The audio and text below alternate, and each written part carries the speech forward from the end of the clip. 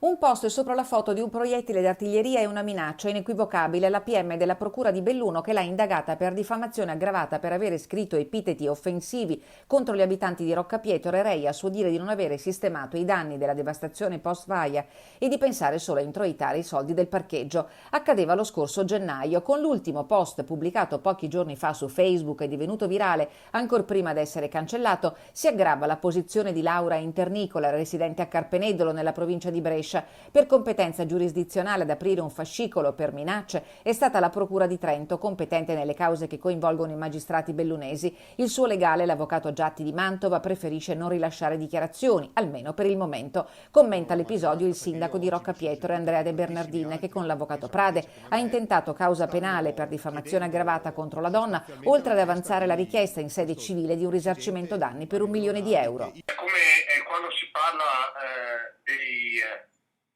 dei tifosi di calcio che fanno i disastri nelle città, di tifosi hanno ben poco, questa di turista ha ben poco e i problemi vanno ricercati nella persona. Il profilo Facebook della donna del quale era stato chiesto l'oscuramento pullula di attacchi pesanti lanciati random e la sensazione che stavolta la sua ostentata sicurezza potrebbe costarle cara. Io credo sia una strategia per avere l'infermità mentale a questo punto.